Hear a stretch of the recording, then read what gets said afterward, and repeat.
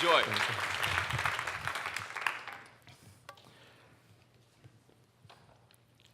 In the video clip that we just saw, the one phrase that stood out most to me, I don't know for you, but was this sentence: he died alone. That sounds so hard, to die alone. But worse, many of us live alone. We're living isolated from the power and potential of community to strengthen us, to encourage us, to teach us. We don't begin this life with any standard of real perfection. We don't begin this life with all of the skills or knowledge that we need for a lifetime journey, but we have to start somewhere. So our lives are a continuum, and they're part of another larger continuum. That's what we're here to talk about today in part 2 of our discussion on story in the context of culture. So story isn't something isolated. It's not just a communication form. It's something that reflects a deeper part of our lives. Our lives are stories. And when you look at the word history places us squarely in another story, his story. So what a shock it is when you come, if you're on a faith journey that leads you through the Christian journey with Jesus. One of the first lessons you have to learn is there is a God, and you are not him. And that comes as quite a shock for many of us. Somehow, it wouldn't seem like it. But to the extent that we believe we are the centers of our own universe, that things all revolve around our needs, wants, and desires, and that there are, in fact, artifacts being constructed that appeal to that. Advertising often reflects that. So we're on a journey. We have a story. We're part of a story. We're telling someone else's story even as we shape our own story. And you could ask, as Jenny Conkin spoke in this video clip and others have said, what is your principal purpose? What have you really got to prove? Because story invokes tension. Without tension, without opposition, without conflict, even without suffering, there's no real story.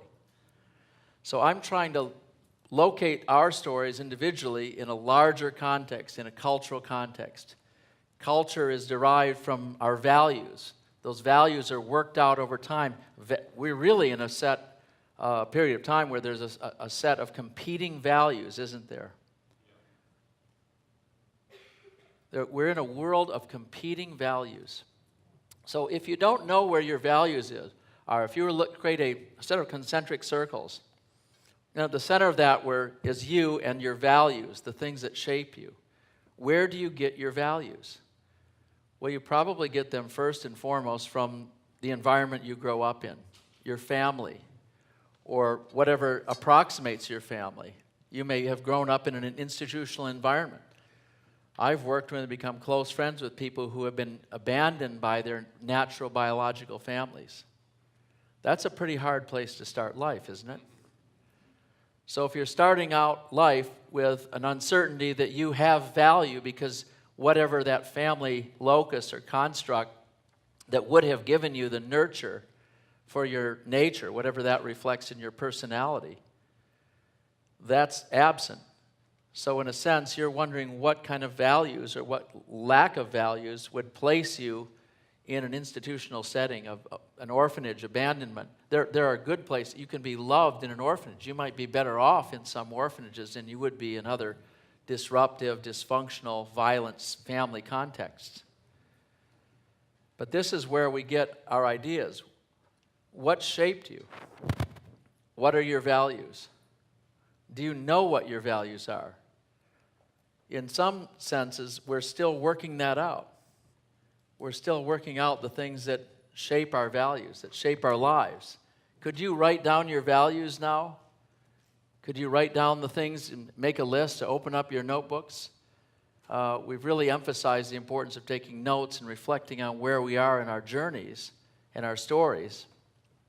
If you were to take would it fill a page? Would it fill multiple pages? What would your values look like? Number 2, where do your values come from? Number 3, how are your values applied in your life? So with that in mind, I want to extend the idea that there is a collective context for our values that reflects our culture. What is culture? When Dave talked about his visit with Cheryl to New York City, he had the pleasure and the privilege of showing them around. And one of the places I like to go and take people is, in fact, Lincoln Center, because there is, in a sense there, a kind of contemporary temple of culture. And if you've been to Lincoln Center, you know there's a fountain in the middle, and in the forecourt, at the back, is the Metropolitan Opera. Now, it's interesting that if you go to the great European cities, and you'll notice that one of the principal buildings in those cities that occupies a position of great recognition and architectural distinction is often the opera. Alongside that, at Lincoln Center, is the ballet on the left and the symphony, the buildings that house those two expressions of movement and music. Now, it's interesting, isn't it, that when we were talking about the power of story, emphasizing story, our culture is telling us a story or stories all the time. And it's using the senses. What does dance? And actually when I've been here before, I've met professional dancers. And the discipline and the rigor and the focus and the sacrifice that's required to become an excellent dancer requires really understanding how that form alone, the human movement alone, expresses so much. I had the great privilege and opportunity to be involved with and even on the board of the Jose Limon Dance Company at one time. Now the oldest dance company in America after Martha Graham. And Jose Limon had a fascinating series. He was awarded posthumously the National Medal for the Arts a few years ago. But Limon saw in dance our humanity. He saw things that were expressed through dance that were the best expression of things that are... Now that was a kind of mental dance. I didn't know this was miking the inside of my cranium. It didn't feel as conflicted as it sounded. But I'm trying to use all my senses to express a point. Thank you for that. Can you still hear me? Or just the inside of my cranium? Dance is important because it allows us to see in movement something that's essentially human, essentially transcendent, essentially beautiful. And if we see it that way, and then you notice on the right-hand side of the forecourt I was describing at Lincoln Center, you have the symphony. So in classical music, in music that's been carried down, all kinds of music could be performed in these concert halls. But what is it about certain kinds of music that have withstood the test of time? I had a college student tell me recently that he felt that long after Johann Sebastian Bach was forgotten, that P. Diddy would in fact withstand the test of time. Now, maybe that's true, but it'd be very interesting to think of these concert halls being devoted to a different kind of cultural estimation of the things that are important. But that's what culture does for us. Culture tells us something about what we collectively support and enhance. I had dinner with the chairman of the Metropolitan Opera, and I was quite surprised to learn that it costs them over $250 million a year to sustain the opera. Now that's quite a commitment to the arts, and that's considered one of the highest expressions of opera, at least in the U.S., and so the set designs. And if you've been there, it's really quite something when they perform Aida, for example, and they have elephants on stage, or they do things that are really quite spectacular. Why? Why is that so essential? Why couldn't you just go and see it on a telescreen somewhere? Because there's something about being in the moment. There's something about the grandeur. There's something really even about the commitment to detail. The costumes wouldn't have to be as elaborate. If you're sitting 75 rows away, you may not notice the level of detail and excellence that goes into every dimension of the presentation of an idea. But in the opera, the thing that interests me most about this in the cultural setting and the storytelling is that we see around the world the importance of story, The opera represents an essential story form. Now, you may or may not have been privileged to be exposed to the opera. You may or may not be an opera fan. But what you'll see in opera, and the way opera is presented, is how the consistency of excellence with which the operas, which have come down to us for a couple of centuries, are presented. And there's an eye and an ear for detail, even in the hearer, even in audiences that will see opera after opera after opera, and they're looking for what each tenor or soprano or costume designer or lighting designer or musician brings to the presentation. Why is that important? Because there's a level of excellence and authenticity to presenting something that's deemed to be transcendently human. Opera depicts all of us in some way. And so you can get to the point where, as an opera fan, you could estimate its value as being higher than other things. But in my mind, the highest story value we carry with us is our ability to portray the story of another kind of transcendence.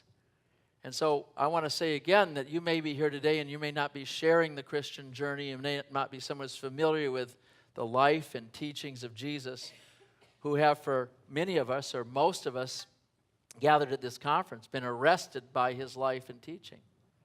Arrested, changed, transformed. We look at our life stories as being before our encounter with a living Christ or after. We look at our lives before Jesus, before Christ, and Anno Domini, in the year of our experience of the Lord. Our Gregorian calendar is a reflection of that. All of history is a reflection. Now, there's a secular effort, of course, to erase that and just call it the common era. But there's something sacred. If there is something sacred at all about life, then there's something sacred about time. So what is it that's sacred about you spending time here today and trying to get a better grasp of your story? Well, it's the same kind of devotion you might have to an art form, or to improving your golf game, or to any number of things where you simply have a limited amount of time. You want to experience the greatest amount of enjoyment or optimize the possibilities of what can come from that experience. Well, how much more life and how much more storytelling in our lives. I just encountered my friend Hal, who lost his precious wife, and for him, Hal's story is defined really before and after the experience he had of his wife's impact on him. He believes even to this day that much of what's happening in his life is conspiratorial between his now departed wife and her creator. And he has a wonderful sense of love and longing, and it's powerful. It's touching. He lives that story. He lives a story of love lost, but love that's still alive in his heart and his life. You see that. Are you in love today? Or are you more in fear than love? What is the calculus behind your story? What's the force behind your story? What's the purpose and passion and privilege and point and proof of your story? So, culture gives us a very, very specific context, individually and collectively, for looking at how powerfully we live our stories. It was said of the first century church, and thank you for those. First of all, I want to say I'm so glad that there are people here in this conference who are here joining us in questioning the journey with Jesus. Really wondering. It's a good thing. You shouldn't want to come to a faith that doesn't invite questions, that doesn't demand scrutiny. It doesn't require something. If you're going to give your life to Christ, you certainly want to examine the truth claims surrounding that life. And the Christian faith is not one that fears scrutiny or questioning. There's a kind of contemporary, fashionable atheism today that suggests that religion is so mythological that it's really pathological. And what we're doing is comforting ourselves with fantasies and fairy tales because we can't handle the truth. Well, if the truth is you're nothing but a consequence, I say this repeatedly because I'm driving a point home in the larger cultural narrative that we're all exposed to. if your life is nothing but time plus chance plus matter, and you're an accident, and the consequences of your actions and choices and decisions and values are nothing more than an arbitrary consignment of what it is you feel at the moment, and there is no truth and no transcendence, then what is the point of your story anyway? It's all very, very temporal. It's all an exercise ultimately in existential futility. And if you look at Albert Camus, and you look at the stranger, you look at the plague, and you look at the doctor in the plague who in the book is faced with the opportunity to leave the plague-ridden city and escape it or stay there and lose his life, and is asked to give an explanation, and he can't, but he's on the verge of it, saying because he knows there's some reason he can't fully and clearly identify it. But he senses something. There is some rationale for my life. There's some purpose and meaning and larger beauty than what I'm seeing or than what I might be able to explain. It is therefore our responsibility, if you're a person on the faith journey that I'm describing, to be an articulate storyteller. Story is everything to us. We've inherited a story, not a fantasy, not a fairy tale, not a myth, but something that is so extraordinary in its nature and proportions and implications that it competes with myth. It competes with the largest cosmological attempts to explain life itself. What is life? What is your life? And you're surrounded by people. Having spent most of my career in advertising, I can tell you that we make a science out of distraction. Phil had talked about this as one of the other concurrent themes of this conference.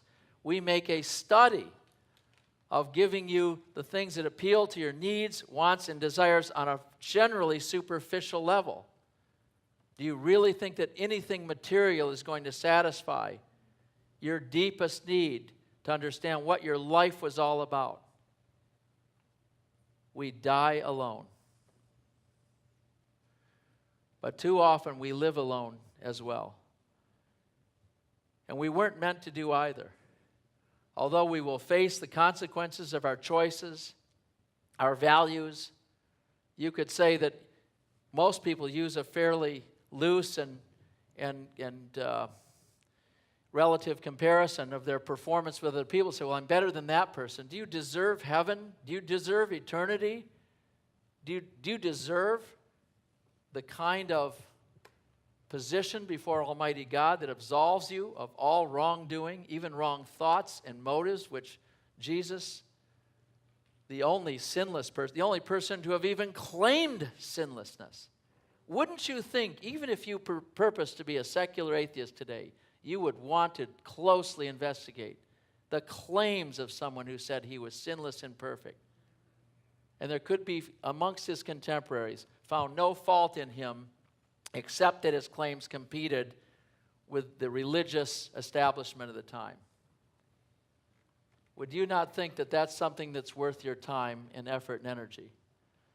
So becoming better at storytelling, becoming masters at telling our own story, becoming better acquainted with the story of all stories, the greatest story ever told. And it's a matchless comparison.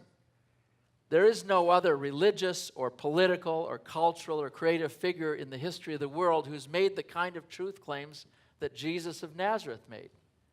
That in itself begs scrutiny, begs understanding, begs going deeper and understanding what that story is about for us.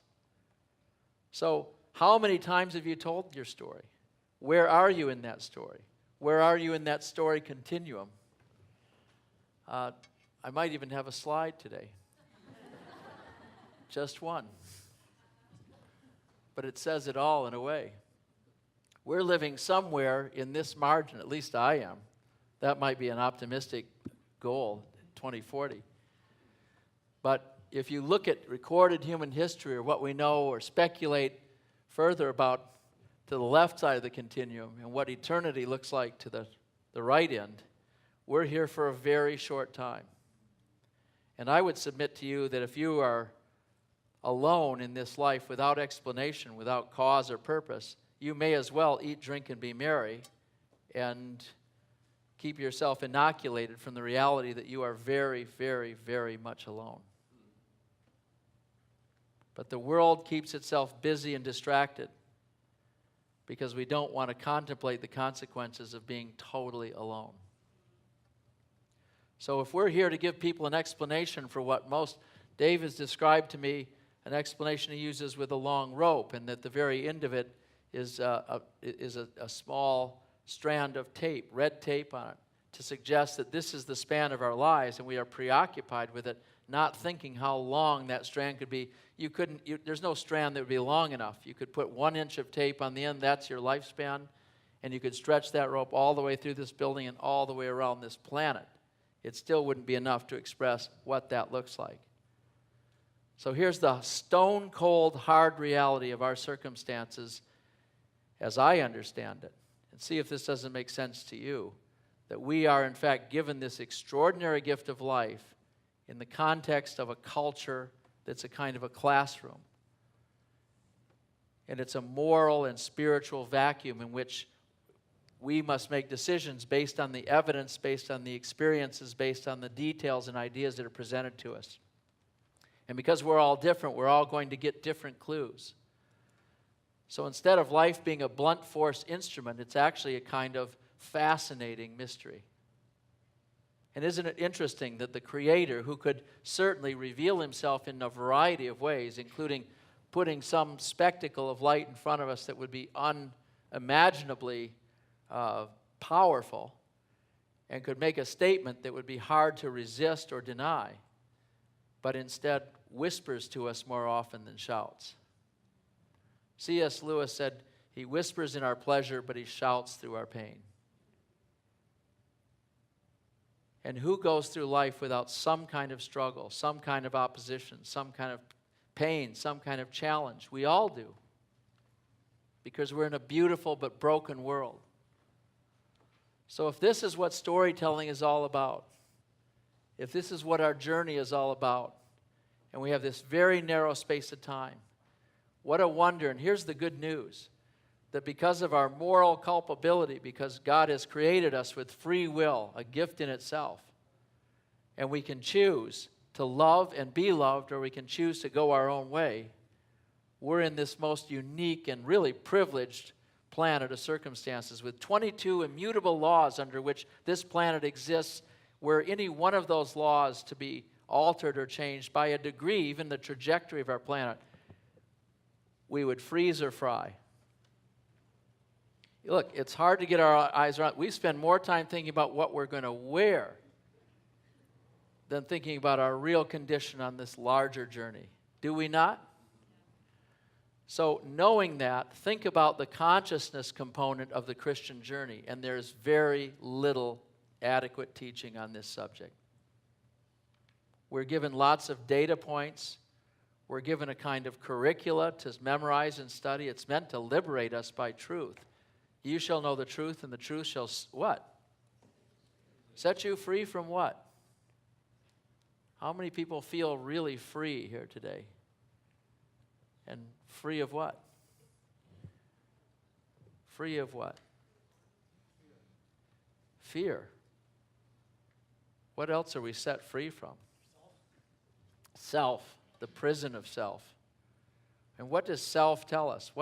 How does self afflict or obscure our story?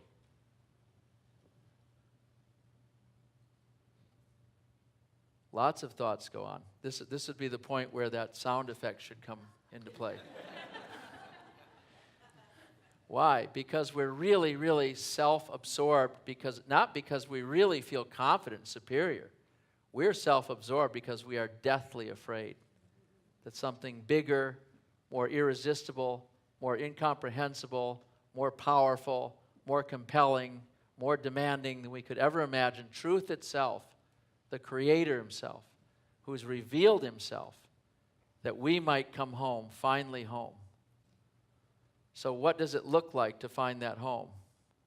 That was the other piece that stood out in what Jenny Conkin's piece suggested to me. When we're on this journey, what is it that we really long for? Ultimately, want a place that we can call home. How much time and effort and imagination and architectural design, Michael, and fascination goes into creating a domicile today? Well, a lot. If you're fortunate enough to be someone who can have an architect design space to reside in, what an extraordinary thing. And the world today is in the biggest luxury high-rise building, I don't know what you would call it.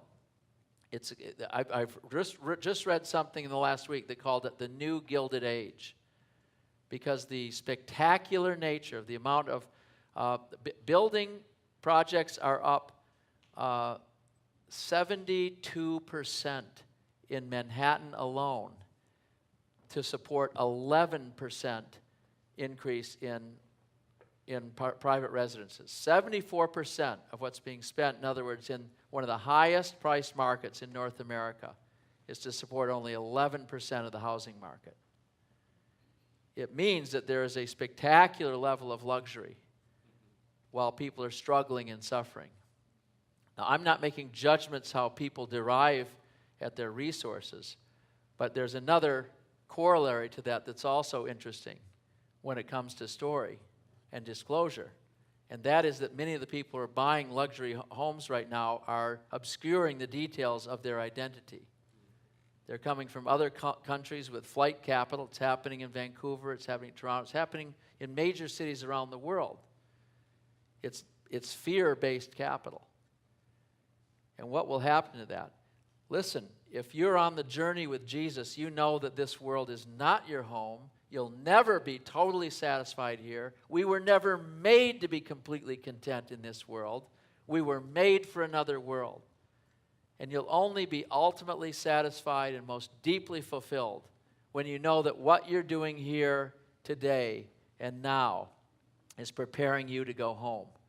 But there's another facet and feature of this that's critical to our stories, and that is that the one who's prepared a place for us, the one who's prepared a place for us has asked us to do at least one thing: invite others to come home too. Is that such an awful burden? Or are we so deceived personally that we do not know how to get past ourselves and be more concerned about other people? So when it comes to your story, the Christian tradition has it that you have a testimony, because there's a kind of legal operation that goes on with your story. Yeah? The legal operation is you move from darkness to light. You move from condemnation to absolution and freedom and redemption, because somebody else has paid this terrible price for sin, which is our individual and collective rebellion. I don't even know if we use that word very much in society anymore, except as a kind of joke. There's a sin tax. I've heard that used. But what is the nature of something that would separate you from your Creator and put into question and doubt where you're going to spend eternity? Where will you spend eternity? And that confidence is rooted in faith. And that faith is rooted in reason. That reason is rooted in truth. So how you tell your story and how you share your testimony has a lot to do with the condition people will have for the rest of their lives and for eternity. When we're at a story conference like this, part of the reason we want to get our stories right, and part of the reason you're going to have a session following mine with Jim Kruger that's going to be fantastic. Jim's going to allow people who do not feel you have a powerful story to gain empowerment for telling your story. This is really practical stuff. Because if you're not an interesting person, or you may be interesting for the wrong reasons, you're not going to win the attention or interest of other people. And if you're on a journey with a mandate, we have a great commission, which is all authority in heaven and on earth have been given to whom? Jesus Christ of Nazareth, who appearing before his disciples after his resurrection and before his ascension says, "Go therefore and teach the nations and disciple them." So part of our story is to teach people and to bring them home. So here's the practical landing point for this. How many people have you told your story to today? How many people did you tell yesterday or the day before? There are songs and hymns that remind us that this is such spectacular news that it was trumpeted by angels. It's go tell it on the mountain, shout it from the housetops. We have become blasé about the thing that we should be the least blasé about. People really are, and frankly, I do not believe we believe that people, in fact, are going to face an eternity without Christ. And I believe until individually and collectively, as the ecclesia, the people who are called the body of Christ, who are riding through this life in an ark-like setting, I've used that metaphor here below. When you think of coming into the kirka, the church, which comes from ecclesia, we're called out of the din of this world so that we can be in a setting like this to hear something that has transcendence to it, or purports to have transcendence. Is that what you're going to hear at the Burberry shop, or any number of clothing stores, which are really, it's just the fine raiment and attire of our own conceit? I'm not saying you can't be fashionable. I'm just saying people are utterly preoccupied at times with their outward appearance while their inward condition is wasting away. That's the reality. And if we don't hear teaching and we don't hear more comment like this, I fear that we really will take for granted the idea that people sitting right next to you may in fact be facing an eternity without redemption, without hope, without the reality that Christ, who died on the cross for our sins, shed his blood, which was part of the requirement, the actual eternal, consequential, cosmological, legal transaction that had to take place. His life for ours, his shed blood for ours. If that doesn't become real to us, then really it does not even matter how good your storytelling skills are. You have to be able to get to that story. And that story is your testimony of change. And for me, it was a change that's been, radicalized in terms of setting me free from my own selfishness, my own contempt for myself, the guilt and stain and shame of fear, having grown up in the Episcopal tradition, heard the gospel, got married at 22, divorced at 29, blamed myself for a failed marriage, which is something I didn't want, went to New York City, convinced myself that I had to make a name for myself or do something that would at least create an exterior barrier or some patina of happiness or success or contentment that I could live behind while I was dying inside, and had fascinating experiences in fascinating places with fascinating people. And what I saw as a result of the sum total of all those experiences was that people are miserable without the love of Jesus. I can say that from having been literally with the wealthiest person in the world at the time, in the home of Adnan Khashoggi. I've been with multiple billionaires. I've been people in the top 10, top 50, top 100, top 400, whatever listing you want. And I've been on the jet aircraft and the mega yachts and palaces and homes and estancias and I can tell you that everybody's the same everywhere. They have the same fears, the same needs, wants, and desires. The one thing that's missing that money can't buy is the love of God in Christ and the hope of God the gospel gives us to live in freedom. And if we don't value that, we don't think this is something worth jumping up and down about, having conferences about, reflecting about individually and collectively, if we don't feel this is the most important part of our life's journey and lessons, then we'll miss. Nothing else matters. It literally comes down to, you could fail in a lot of areas in life, but if you fail to share the love that you've experienced in Christ with others, and I can't tell you that we will all do it exactly the same way because our personalities are so different, thank God. But we complement each other. When we do it in the kirka, the ecclesia, remember the ecclesia, we're called out of this world into places like this for moments like this to look at something bigger than ourselves, someone bigger than ourselves, because that actually sets us free from ourselves. It's an awful thing to carry the burden of a dead carcass on your back called me. How much better to be alleviated from that suffering and to walk in freedom with the resurrected Christ. I'm so excited about that I think sometimes that my thought process gets ahead of where my heart is, which is just to sing and dance and rejoice and be childlike in the recovered innocence of that great story. And when minds like that of C.S. Lewis and other former atheists, by the way, who were contentious with the faith and then came into the faith, if you haven't discovered the life and work of C.S. Lewis, they're in one soul, in one writer, in one mind, a mind awake, is as much information, I think, for anyone who's literate and interested in life and a variety of forms of literature. You cannot help, in my estimation, but be deeply intrigued, satisfied, and really happy to discover somebody who had such a great literary output with such a generous talent for looking at himself in life.